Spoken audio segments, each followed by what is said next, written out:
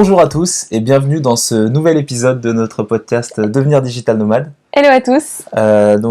Podcast un peu particulier aujourd'hui puisqu'on essaye un nouveau format. Donc si vous nous écoutez en format audio, vous pouvez aussi nous trouver en mode vidéo sur YouTube pour la première fois. Voilà, on avait envie d'essayer, donc maintenant qu'on est rentré du Mexique, c'était l'occasion.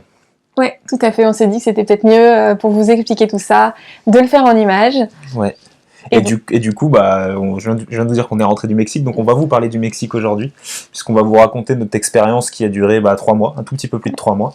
Voilà, je sais pas si tu veux... On va surtout parler du fait d'être nomade au Mexique. Alors bien évidemment, il y aura des choses de base comme les budgets là-bas qui pourront très bien servir si vous y êtes seulement en vacances, mais l'idée c'est surtout de vous expliquer comment ça s'est passé au niveau organisation, travail, etc. Fuseau horaire notamment, et puis voilà. Aussi la situation actuelle par rapport au Covid qui était particulière. C'est ça. Et du coup, je vous propose qu'on commence par la base d'un voyage, c'est-à-dire le budget qu'on a prévu pour les billets d'avion. Donc nous, on est parti avec Swissair. Mm-hmm. On est parti de Genève début novembre et ça nous a coûté 700 € aller-retour par personne. Oui. On avait pris une option en plus pour changer la date du retour au cas où. C'est vrai qu'en général, on prend vraiment les vols low cost. Donc il y en avait plein, hein. Il y en avait à 400, 500 €, mais c'était avec escale à Madrid ou dans d'autres. Donc en temps normal, on adore visiter des villes. On avait fait ça par exemple en allant à Bali, on s'était arrêté à Shanghai. Mais avec la situation, on a préféré payer un peu plus cher. On voulait y aller le plus vite possible en fait. On avait une escale d'1 heure seulement en Suisse pour éviter déjà tous les risques, etc. Mais puis même d'avoir des vols annulés. Mais bien évidemment, les vols vers le Mexique en général sont beaucoup moins chers. C'est clair. Ensuite, au niveau budget sur place, notamment la nourriture. Ouais. Qu'est-ce que tu en as pensé? Disons que c'est vrai que... Alors, il y a deux façons de voir la chose. D'abord, le côté course, parce que nous, c'est vrai qu'on faisait pas mal de courses. On prenait toujours des logements avec cuisine pour pouvoir être complètement indépendant. Et c'est vrai que les courses en elles-mêmes, finalement, on s'est assez vite rendu compte que ça coûtait à peu près la même chose qu'en France, à peu de choses près. C'est peut-être un tout petit peu moins cher, mais il y a des produits qui sont moins chers. Mais c'est vrai que dans l'ensemble, c'est à peu près similaire. C'est vrai qu'en tant que nomade, alors au Mexique, il y avait beaucoup de nomades qui prenaient des logements sans cuisine et qui allaient manger tout le temps au restaurant. Nous, c'est vrai alors pendant le confinement, par exemple, où du coup, forcément, on était quasiment sur 100% des repas à la maison, on était sur une base de 200-300 € de courses par personne, on avait fait le calcul, et au Mexique, on avait calculé à peu près la même chose. C'est à peu près pareil. Ouais. Donc c'est vrai que au niveau les produits importés, même si on adore découvrir la culture locale, etc., il y a toujours des petits produits, du parmesan, des choses comme ça, qui sont, vous allez avoir une seule marque, vous n'allez pas avoir le choix. Donc forcément, ça fait augmenter le ticket de caisse à la fin, même si les choses basiques comme les pâtes, le riz, ça va rien coûter. Oui, l'eau, ça coûtait rien non plus. Ouais, puis après ils ont des produits. Ils ont de la super bonne viande, le poisson et tout. Enfin, alors ça, c'est aussi un petit peu moins cher qu'en France. Mais c'était vraiment au niveau budget global, on s'est rendu compte que c'était à peu près la même chose. Ouais. Et toi, tu as parlé des restaurants. Mais c'est vrai que finalement, les restaurants, je pense qu'il y a beaucoup de nomades qui choisissent cette option parce que les restaurants, pour le coup, eux, sont vraiment moins chers qu'en France. Ah oui. Là, on a retrouvé un peu des similitudes avec l'Asie, dans le sens où tu vas pouvoir manger pour 2, 3, 4 euros facilement, sauf si t'es un peu gourmand. Moi, c'est un peu plus cher, mais voilà. Et puis surtout, t'as du choix en général.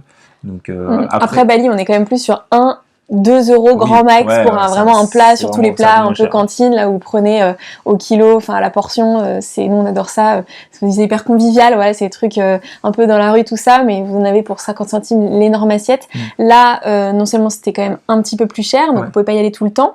Faut savoir qu'à Bali, par contre, les supermarchés sont beaucoup plus cher qu'en France, donc je crois que les fruits c'était genre 1,50 € la pièce, truc comme ça, donc là pour le coup la question se pose pas, c'était on s'est même pas dit une seconde on va prendre un logement avec cuisine, mais au Mexique par contre les restos c'est sympa, mais manger des tacos tous les jours, donc vous savez les tacos là-bas, ça va être tout ce qui est à base de farine, on est un peu sur des choses type burritos, wrap et tout, c'est bon, mais on s'en lasse un peu plus vite, on trouve que la nourriture asiatique un peu moins de saveur peut-être un peu moins de Asie, choix, Mais après, c'est vrai que t'arrives quand même à te faire plaisir, et puis c'est des plats festifs, entre guillemets, donc c'est intéressant. Puis tu peux toujours manger dans des ambiances, il y a de la musique, les gens sont de super bonne humeur et tout, donc c'est vrai que c'est agréable, il y a du passage aussi dans les rues, donc non, c'est vrai que c'était plutôt cool comme expérience à chaque fois. Ouais. Après, je parlais de l'eau, par contre, je sais que c'était pas cher, mais par contre, c'est quelque chose à prendre en compte, parce que bien évidemment, vous pouvez pas boire l'eau du robinet, en tout cas, c'est pas recommandé. Donc, entre la salle de sport, parce qu'on a eu la chance d'avoir les salles de sport ouvertes au début, où on va à prendre 2 litres d'eau à chaque fois, donc quasiment tous les jours, surtout pour toi, moi j'y allais pas tous les jours, mais et puis bah, sur tous les repas, facile, bah, on en avait pour 5 litres par jour. Ouais, donc après tu peux recharger, t'as ta bouteille de 10 litres que tu peux recharger, donc c'est ce que la plupart des gens font. Mais c'est vrai que c'est une habitude à prendre, et puis c'est un coût, bon bah voilà, c'est dérisoire par jour, mais bon, quand tu fais le calcul, finalement, ça coûte un petit billet à la fin du mois, donc voilà, c'est quelque chose à prendre en compte. Et c'est vrai que quand on est rentré en France, bah, on se rend compte qu'on a de la chance à ce niveau-là, donc c'est vraiment que c'est plutôt cool. Ouais. C'est sûr. Bah, on a parlé de nourriture et je vous ai vaguement parlé des logements, mais je pense qu'on va revenir dessus un peu plus en détail. Donc c'est vrai que nous, on a pris le parti pour ce voyage de changer de logement, sauf à la fin. On y reviendra, mais c'est vrai que bah, du coup on passait 2, 3, 4 jours dans certains logements au début, déjà pour voir, pour tester les quartiers. Donc là je vous parle de Playa del Carmen, pour resituer, on a atterri à Cancun et on est tout de suite allé à Playa del Carmen, on voulait y passer quelques temps. Et puis finalement on y a passé beaucoup de temps. Ouais. Voilà, puis donc du coup bah, on testait les logements, et puis quand on a trouvé un quartier qui nous plaisait, on est resté un peu plus longtemps. Ouais, après voilà, les prix sont pas les mêmes qu'à Bali. À Bali, pour 14 €, vous pouvez avoir un super confort parce que forcément, quand on est nomade digital, on reste longtemps. Donc au début, on avait tendance à se dire, on prend les trucs les moins chers parce que nous, on s'en fiche de dormir. Il nous faut vraiment le minimum, etc. Par contre, au fur et à mesure, bah déjà que vos affaires soient sécurisées, quand vous partez, parce qu'on est quand même avec nos 2 Macs, etc. Ouais, et là, pour le coup, on peut vraiment pas avoir de soucis avec ça. Sinon, on est obligé de rentrer en France. Et puis voilà, le fait aussi d'avoir quand même un certain confort, puisque notre chambre c'est aussi notre bureau, donc on va y passer beaucoup plus de temps que quand on est seulement en vacances, où dès 8-9 heures du matin on va partir et visiter des trucs. Ouais, donc finalement voilà, et je sais qu'il y a beaucoup de nomades qui prennent des apparts au mois. Nous on a essayé de voir, mais c'est vrai que en fait au Mexique souvent quand vous prenez des appartements au mois, l'électricité n'est pas incluse et vous allez payer au prorata. Le problème, il y a la clim, donc ça peut vite monter en termes de prix. Et le problème, pardon. Vas-y.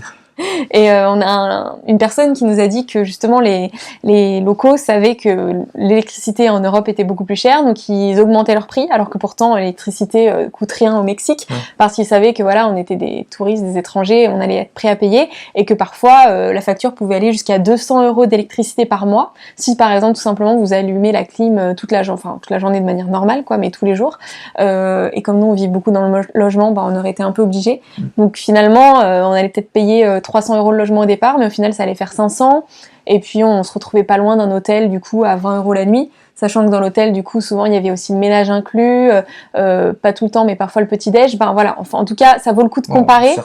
Après les apparts au mois, il y a aussi un critère, c'est qu'en fait quand on est arrivé à une période faste, c'est-à-dire qu'il y avait énormément de touristes, d'autant plus avec le Covid où le Mexique c'était une des seules frontières qui était ouverte aux Européens, aux Américains, surtout aux Américains, et du coup bah, il y avait beaucoup de monde, comme chaque année mais encore plus d'après les locaux, et bah du coup forcément les locations au mois c'est pas très avantageux pour eux parce qu'ils savent qu'ils vont remplir quoi qu'il arrive leurs hôtels et leurs appartements au jour le jour ou sur des courts séjours, donc finalement il n'y avait pas tant d'offres que ça, t'en trouves, mais c'est vrai que c'est pas, alors que je pense que si tu vas hors saison, bon, tu trouves sans problème quoi. Ah ouais, on voulait négocier, et en fait on s'est rendu compte, on s'est dit voilà, on va rester un mois, forcément on va avoir des prix, mais ils avaient aucun intérêt, et d'ailleurs c'était souvent difficile d'ailleurs de trouver des hôtels qui étaient dispo, même si vous voulez réserver 3 semaines, parce qu'il y avait toujours déjà un week-end ou 2 réservés en plein milieu, donc on était obligé parfois de sortir, de prendre notre hôtel et d'attendre pour revenir si on avait eu un coup de cœur avec un hôtel particulièrement.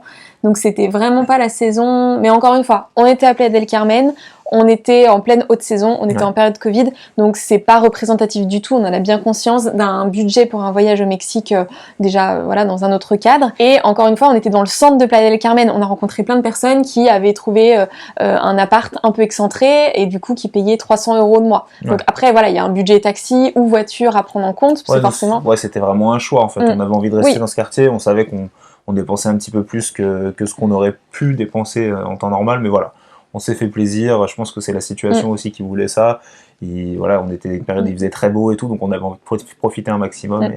Par contre, j'ai écrit un petit article sur les bons plans, parce que pour le coup, pour 30 €, on a trouvé des hôtels super, avec piscine sur le toit, enfin voilà, des trucs, canon. Salle de sport, on y reviendra peut-être après, mais les salles de sport ont fermé sur la fin de notre séjour, donc pour le coup, c'était le seul moyen de s'entraîner.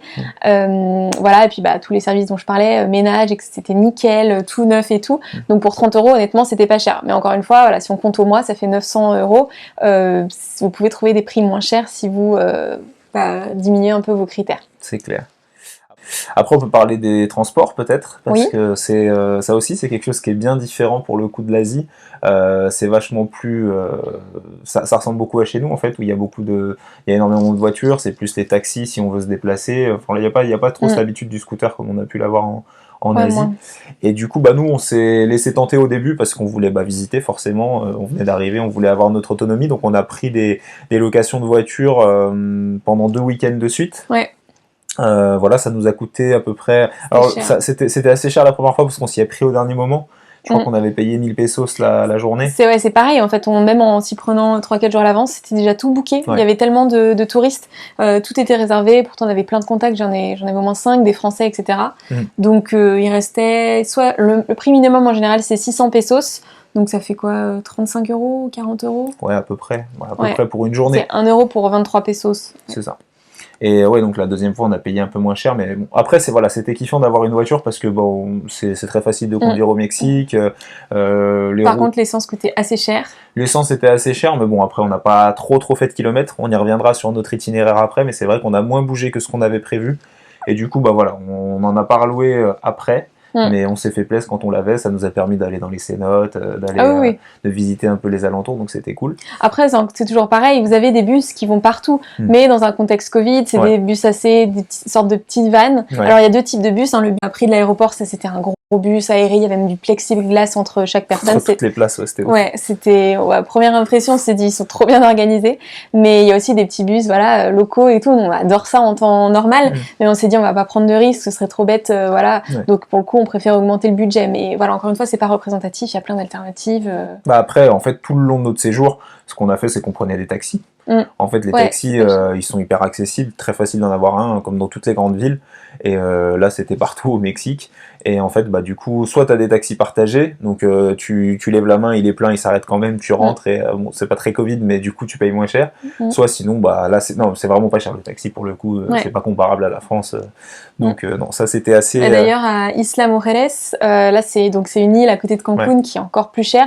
Et là, le moyen de transport, c'était les voitures de golf. Petite voiturette de golf, ouais. Et je crois que c'était 600 pesos, donc le prix d'une voiture à Playa del Carmen pour 2 heures, donc pour une voiture de golf.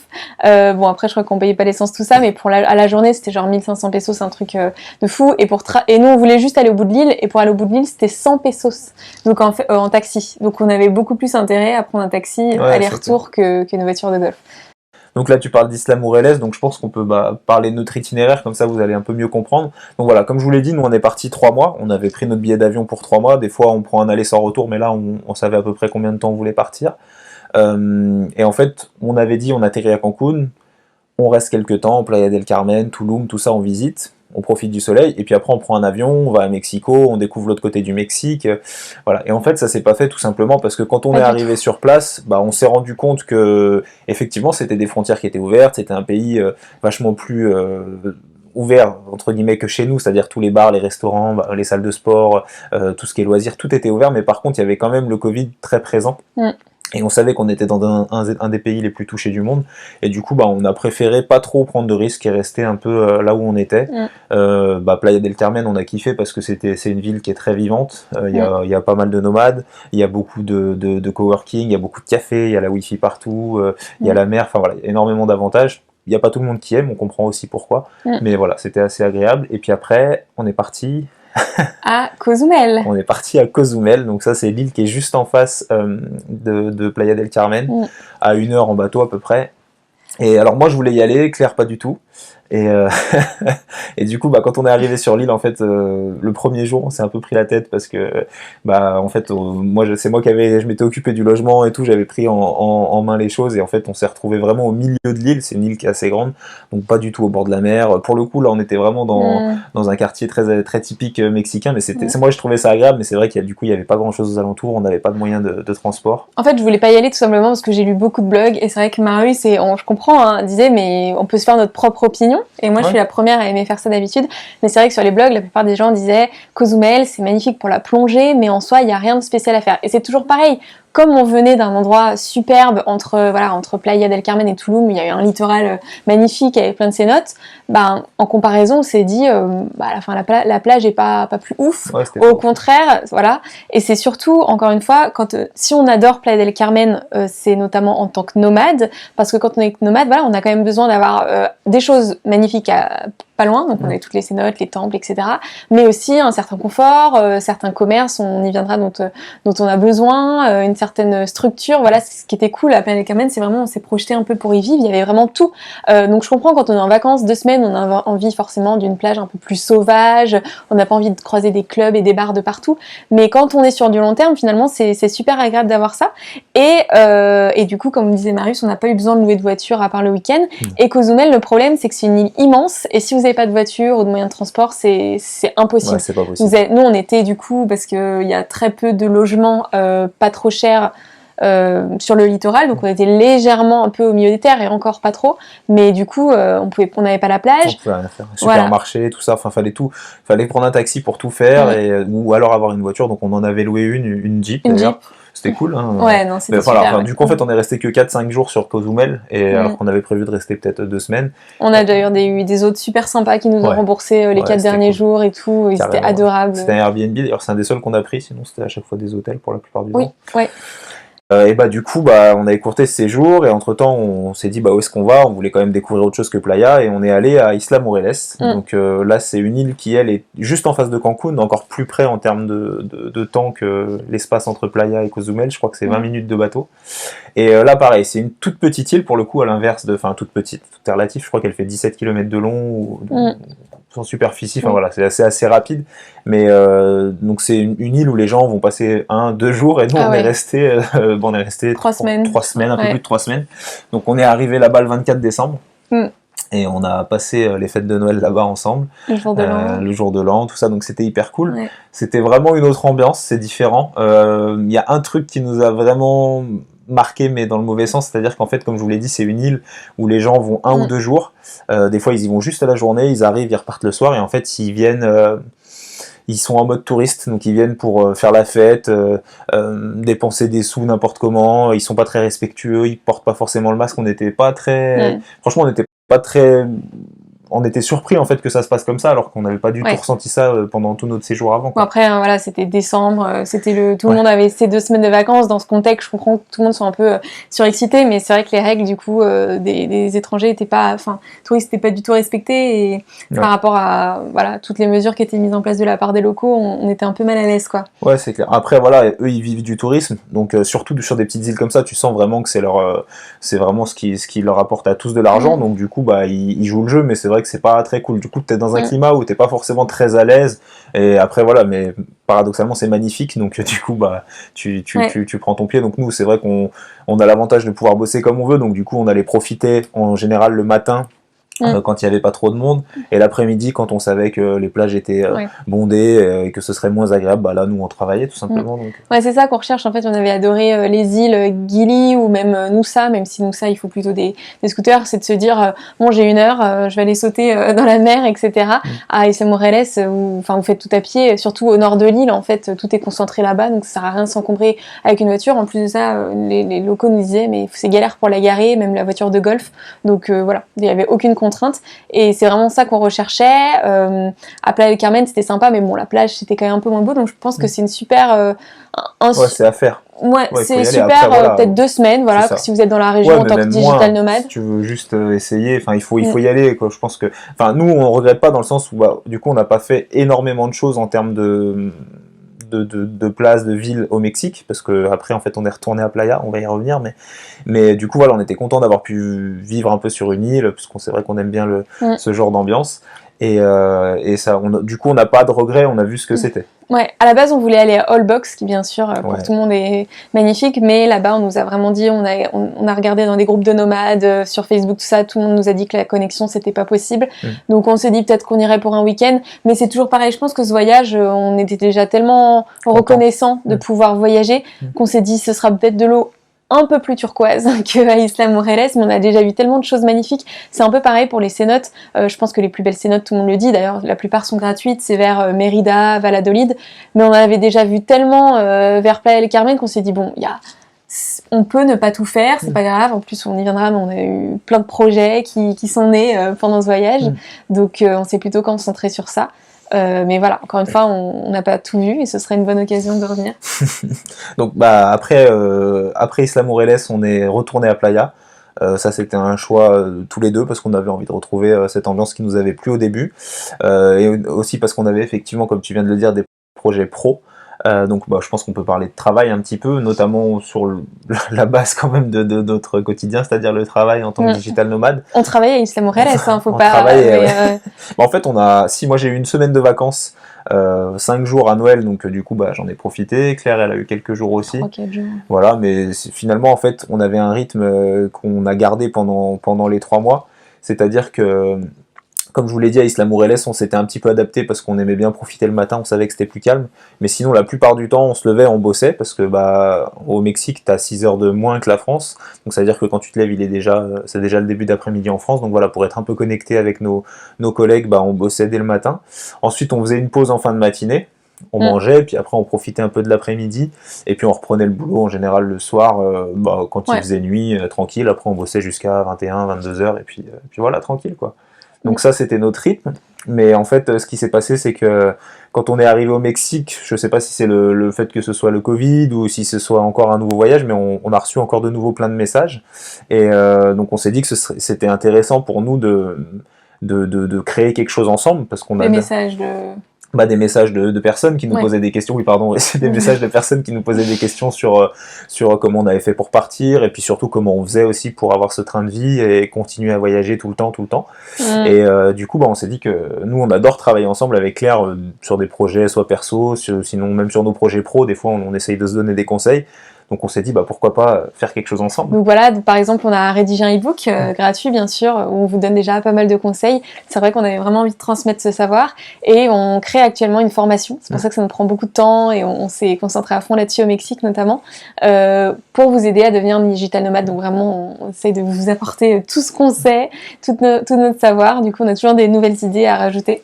Après en fait l'idée elle nous est aussi venue des podcasts. Parce que c'est vrai qu'on a lancé les podcasts en fait quand on était au Mexique, on avait acheté un peu du matos avant de partir et on s'est dit faudra qu'on se lance. Puis en fait on s'est pris au jeu quoi. C'est vrai que c'est agréable de pouvoir lancer des thèmes sur chaque podcast comme on le fait actuellement, et de prendre le temps de se poser, de parler. Puis là aussi on a vu qu'il y avait des retours positifs. Donc vraiment on s'est dit il faut on crée quelque chose à notre image, avec nos conseils, ce qu'on aime bien, ce que nous on vit au quotidien. On va essayer de l'expliquer de la manière la plus simple pour que les gens puissent essayer d'atteindre, s'ils ont envie, ce mode de vie qui finalement est accessible à presque tout le monde en fait. Et donc pour faire peut-être un petit résumé de la situation là-bas, parce que c'est la première question que tout le monde nous pose. En fait, donc au Mexique, comme on disait, c'est un des pays les plus touchés. Apparemment, malheureusement, le gouvernement... donc en fait, c'est par zone. Donc il y a des zones rouge, orange, jaune. Nous, on était dans une zone jaune puis orange. Donc soi-disant, c'était plus tranquille. Après, voilà, selon certains, le gouvernement cacherait un petit peu les statistiques pour dynamiser et continuer de faire venir les touristes. Ouais, après, on était dans une région qui n'est pas forcément représentative du Mexique, puisque c'est vrai que c'est quand même une région où il y a énormément de touristes toute l'année, et où il fait beau aussi, il faut dire. Donc voilà, donc c'est vrai que si tu fermes tout, il y a tout qui s'arrête. Et en fait vraiment nous on avait croisé la première voiture qu'on avait louée, c'était une Canadienne qui vit là-bas, qui nous l'avait louée, et elle nous avait expliqué qu'en fait ils avaient vraiment très mal vécu la première période de confinement où tout était arrêté. Et du coup, quand ils ont pu rouvrir et que les touristes ont pu de nouveau voyager, eux, ils sont vraiment aux anges. Donc du coup, voilà. Donc c'était pas très représentatif, mais c'est vrai qu'on sentait quand même qu'il y avait pas mal de mesures qui étaient mises en place, des choses qu'on voit pas en France, notamment dans les supermarchés. C'est ce qui m'a le plus marqué, enfin toi aussi, puis tous les magasins. C'est-à-dire que tu rentres, ta température elle est prise automatiquement, on te donne du gel, sinon tu rentres pas. Dans les centres commerciaux, t'as ça à l'entrée du centre commercial, mais dès que tu rentres dans un magasin, tu le refais. Donc c'est-à-dire qu'en 20 secondes, on va te prendre 2 fois la température et tu vas te laver 2 fois les mains. Ça permet d'éviter de faire trop de shopping, c'est pas Donc c'est assez nouveau finalement. Enfin, c'était assez nouveau pour nous. Et là, maintenant qu'on est rentré en France, finalement, on se dit que c'était pas mal, quoi, parce que. Ah ouais. En fait, moi, le premier sentiment, et toi aussi, je pense qu'on a eu quand on est arrivé, vraiment, je me suis sentie plus en sécurité au Mexique qu'en France. Je me disais, mais il y a tellement de mesures, on le disait disait, même dans le bus à l'arrivée, on monte, premier bus, plexiglas entre les personnes. Dans le taxi aussi, le premier taxi qu'on a pris, il y avait un énorme plexiglas. Ils avaient tous un énorme pot de gel hydroalcoolique. Le gel en plus est obligatoire pour entrer dans le magasin, alors qu'en France c'est plus un peu pas en libre service, mais voilà, c'est un peu si tu le souhaites ou pas, ou même pas du tout. Et puis le masque était pas obligatoire, mais quasiment tous les Mexicains le portaient dans la rue, quand même. Donc ça, en fait, il est obligatoire dans les magasins, ça c'est sûr. Ouais. Mais c'est vrai que dans la rue, en fait, c'est toi qui vois. Alors, il y a justement, nous, on n'avait pas forcément toutes les infos officielles, mais il y a une période où on a cru comprendre que c'était devenu obligatoire. Et en fait, on se rendait compte que les flics, quand ils passent dans la rue, si t'as des gens qui l'ont pas, ils leur disent rien. Donc voilà, c'est vraiment dans les magasins, tu pourras pas rentrer sans, mais sinon, après, dans la rue, ça va. Et il y a un endroit qui était assez... c'était paradoxal, mais c'était la salle de sport, en fait. Et du coup, ça faisait limite flipper, en fait, parce que t'as plus l'habitude, mais c'est-à-dire que personne n'avait de masque. Tu mettais ton masque à l'entrée, mais dès que tu arrivais dans la salle, tout le monde enlevait son masque. Et du coup, il n'y a pas de souci, mais les gens essayent de respecter des distances, mais aux heures de pointe, tu as forcément du monde. Je crois pas qu'il y avait un nombre limité de personnes dans la salle à respecter, donc du coup, c'est vrai que ça fait un peu bizarre quand même. Ouais, par contre, pareil, la salle de sport, c'était pas obligatoire, mais tu avais un panneau digital où tu te mettais devant la tête, ça te scannait, ça te prenait ta température. Oui, t'as ça à l'entrée, quoi qu'il arrive. Dans les supermarchés aussi, c'était automatique, hein, il y avait une personne qui regardait, mais on prenait sur son poignet la température, ou voilà, avec le thermomètre rapidement de la part d'un employé, mais c'était super bien organisé. Et les pieds aussi. Les pieds, à chaque fois que tu rentres dans un magasin, il y a un... C'est vrai. Oui, non, mais on n'en parle pas, mais en fait, c'est parce que nous, on n'a pas compris au début ce que c'était. Ah oui, puis il y a d'autres choses. Les pieds, donc vas-y. Non, mais les pieds, en fait, tu as un espèce de tapis un peu mouillé, je sais pas si c'est du gel ou quoi que ce soit, où en fait, tu t'arrives et tu marches dessus pour te nettoyer les pieds. Et les sorties de ferry aussi. Où tu passes par une porte, alors je dis pas, j'étais en train de regarder l'adresse du Airbnb complètement. Et en fait, ça te vaporise du gel hydroalcoolique, en sortant du port, donc c'est sympa. Non, c'était spécial, c'est beaucoup mieux, comme ça que pas assez de mesures. Oui, c'est clair. En tout cas, ce voyage, il nous a plu, ça c'est clair. On a pris beaucoup de plaisir à aller dans un pays où il fait très chaud, alors qu'en France, on savait que tout le monde se les pelait, même si la neige nous a manqué un petit peu, parce que c'est vrai qu'on a l'habitude de... Et puis, on est parti aussi dans une période un peu particulière. On savait qu'on pourrait pas trop passer les fêtes en famille ici, donc qu'il y aurait peut-être pas de nostalgie, même si elle a été un petit peu présente, c'est normal, mais c'est une expérience qu'on referait sans problème. Après, c'est vrai qu'au bout de 3 mois, on avait un petit côté... on était content de rentrer, parce que je pense qu'on avait besoin aussi de retrouver peut-être notre chez nous un petit peu, nos proches aussi. C'est vrai que, encore une fois, je me répète, mais c'est une situation particulière où du coup, tous les sentiments sont un petit peu décuplés, qu'ils soient positifs ou négatifs, et encore plus quand tu es à des milliers de kilomètres. Donc mais c'est des positifs. Après, oui, je pense que c'est plus notre manière de voyager, parce qu'à Bali, on l'avait déjà ressenti. On avait passé 3 mois là-bas, et au bout du 2e mois, on s'était dit on aurait peut-être pu bouger de pays. Donc je sais pas si le fait d'avoir besoin de rentrer tous les 3 mois, ou au moins de changer peut-être plus régulièrement de destination. Pour nous, après, il y a des nomades qui restent bien plus longtemps dans un pays, ou bien moins longtemps. Mais bon, du coup, il n'était pas question d'aller dans un autre pays, c'était trop compliqué dans ce cadre-là. Mais voilà, on a déjà des nouveaux projets quand ce sera possible pour repartir. Mais c'est vrai qu'on a besoin de cette petite pause de retour à chaque fois en France entre différentes destinations. Même si là, on serait pas contre un nouveau voyage. On serait pas contre, mais peut-être plus proche du coup. Plus pour proche, alterner un peu, bien que notre rêve c'est de repartir en Asie, parce que c'est vraiment notre continent coup de cœur, mais là pour l'instant c'est un peu compliqué. En tout cas, on espère que ce format vous a plu, donc on va essayer d'alterner, peut-être de refaire que des vidéos, on va voir en fonction des retours qu'on a, mais merci de nous avoir écoutés ou de regarder. Merci beaucoup, et puis si vous avez bien aimé, pour rien louper, on vous invite à vous abonner à la chaîne. Carrément. On va essayer on va pas mettre que du podcast, on va essayer de vous mettre un peu des belles images de voyage, drôle, quand même. Des choses qui nous correspondent, quoi. Oui, voilà. Merci, et à bientôt. Merci beaucoup, ciao.